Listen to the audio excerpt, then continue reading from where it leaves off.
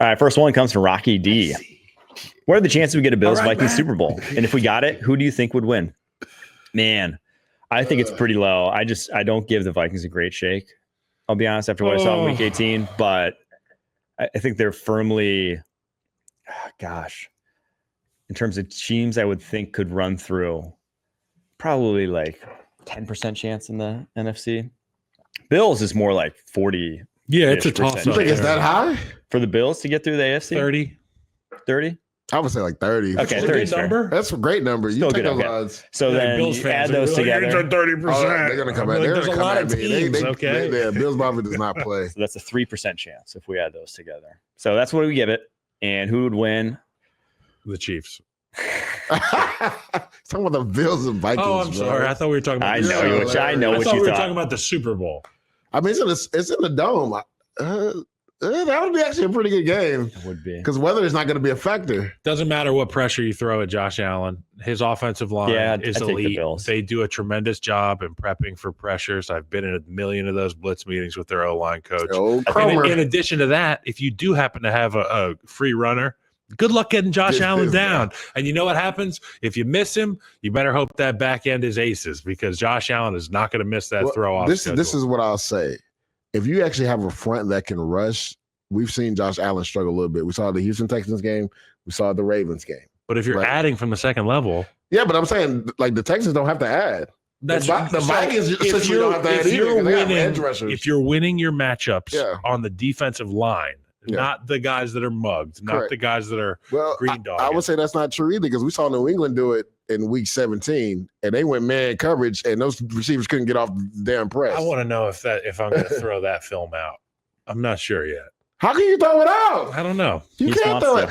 There's some bad weeks. I think that's why I love this show because now we can talk football, right?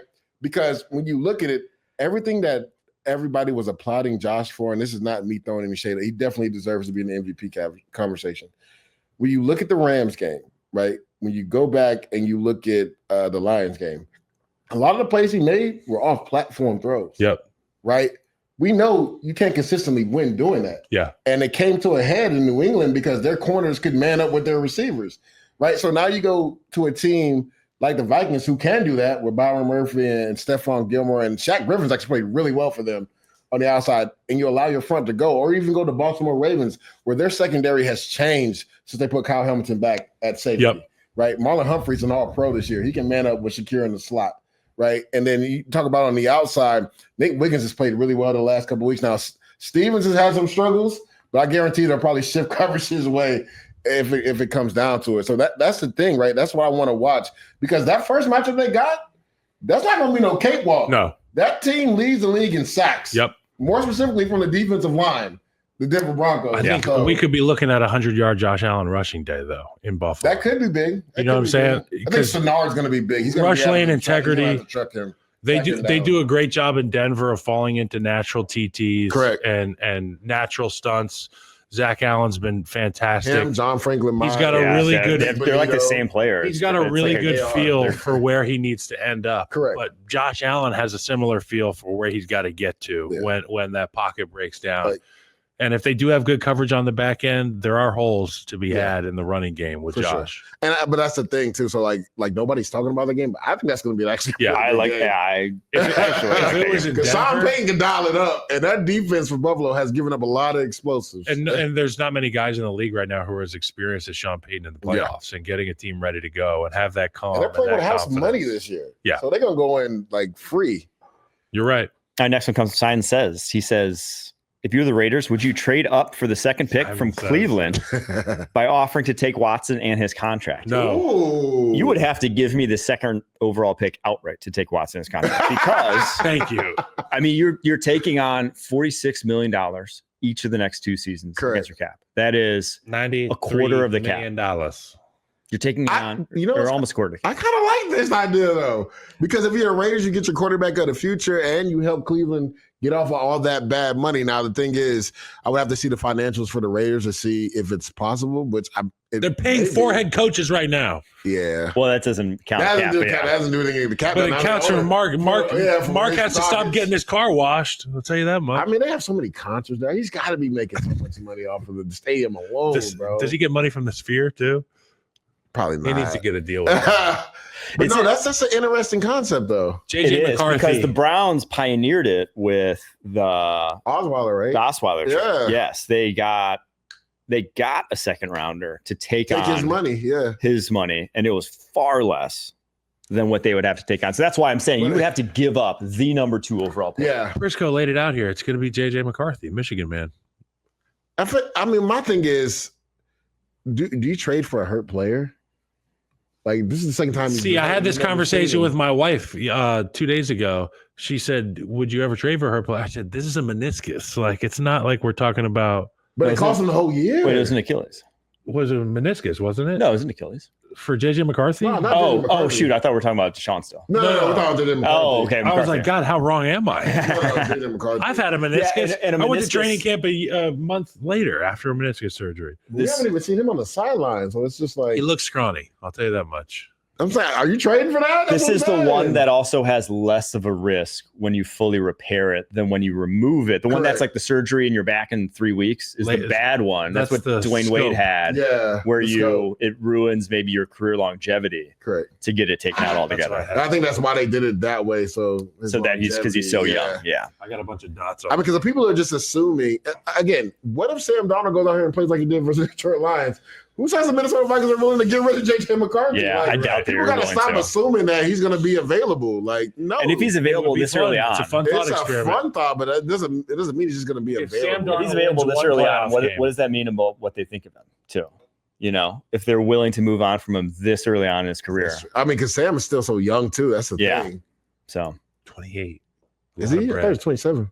Shit, if he's 27, that's my point. I mean, that guy's been in the league for forever, 8 years. But he came in so young. All right, next. I like that one. Simon says that's an interesting concept. Micah Parsons should be in line to be one of the highest defensive. This one comes to Perk Angle. Micah Parsons should be in line to be one of the highest highest paid defensive players ever. I think you missed a word. Where does this leave the Cowboys cap-wise with Dak and CD already eating up so much space? Yeah.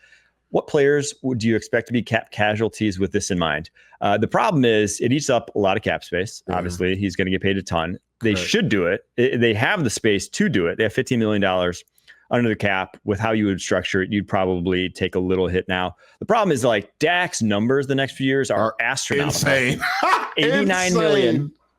Then over 70 million the next 3 after that. Oh my God. So you could try to do some funny money and push that even farther and say Dak's going to be there 5-6 years and like rework that bonus, but then you're really like robbing future years. Yeah.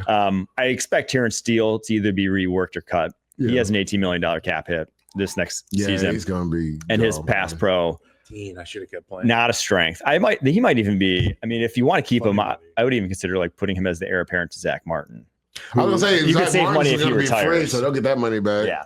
So all that being said, they can do it. It'll be tight. That's probably the only move they can make. They're not going to be able to sign many other people. So there's that. Or you could be an Eagle. Oh, God. Oh, no. Next question is Simon says, again, he's back. Who is the week 1 starting quarterback for every team in 2025? So Giants, Browns, Raiders, Titans, Steelers. He didn't have Jets and Vikings. I think those are interesting conversations too. So I went Giants, Darnold, Browns, Deshaun. Oh, so you got Sam Darnold leaving the free agency to go to the Giants? I'm leaving to the Giants. I mean, the GM is desperate. So because they are desperate, right? That just feels like they have to keep their jobs. That's the decisions you make when you have to keep your job. Raiders, I have Kirk Cousins. Titans, I have Cam Ward. Steelers, I have Russ. Jets, I have Shedeur. And the Vikings, I have McCarthy. So you got to just trading up everything to get up. Not necessarily everything. You got to think that third round pick is going to the Raiders for Devontae. So it's just like So you're going to give up this year's first, probably second too? I'm not sure you're going to have to trade up to 2, though. I don't know if the NFL is going to be as high on him. I don't know. Shedeur? Yeah. I keep telling my Cam's going 1 overall. Because also, because he can also say Cleveland's 2. He can be like, I don't want to go to Cleveland. What's he going to like? Why Cleveland would he not want to go with Stefanski, though? But he's a brand. He's a brand. Man, you should going to Cleveland. We've seen what it's done for some brands. Baker Mayfield was in Cleveland. It was on every commercial for State Farm. Yes. So I mean, it is the NFL. Yeah. It's not the biggest deal in the world, but I'd go to Cleveland. And the pressure ain't gonna be as crazy in New York compared to Cleveland. Yeah. The takeout is that's my. That's a fact. That's what I'm thinking about. I'm such an O-lineman, bro. I'm like, what does my Uber Eats look like? All right. Next one comes from Holden. Will the emergence of a massive NIL fund, as well as the ability to transfer with basically no consequences, lead to future drafts suffering in terms of the amount of talent leaving and coming to the league, or will the talent still find its way to the league consistently? It's already suffering. I think it's going to ultimately be a good thing for a few reasons.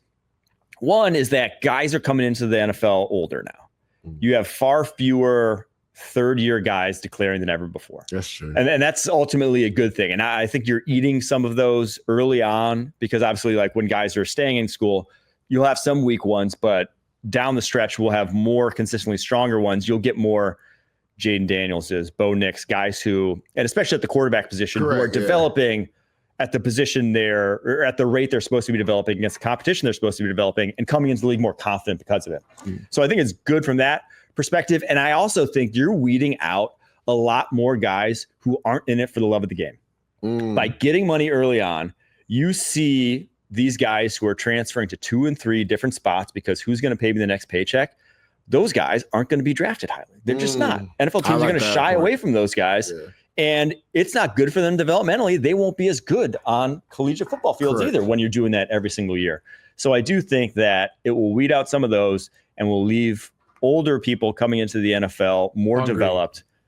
So from both perspectives, I think it'll ultimately be good, but you might have to early on just have a few weaker classes. This one may be one of them, but I think ultimately it'll be a good thing. It's a good take. All right. That take for sure. Last question here comes from my fiance, Mifi Miller. She said, rank your favorite touchdown celebrations, please.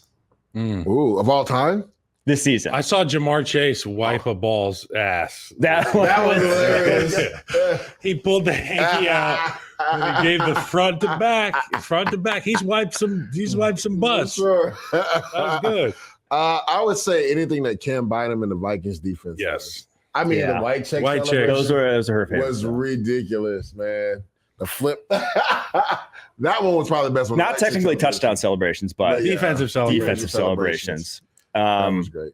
I loved Tony Gonzalez dunking. No, not Tony Gonzalez. Travis Kelce dunking in honor of passing Tony Gonzalez. Cool. That was cool. Love that one. And I also love everyone that scores a touchdown, hands the ball to the refs, and just shakes their teammates' hands. That's the Jordy Nelson. What an alpha move. Those are my favorite. Just hand the ball, slap some helmets, go back to the sidelines. Strap hands.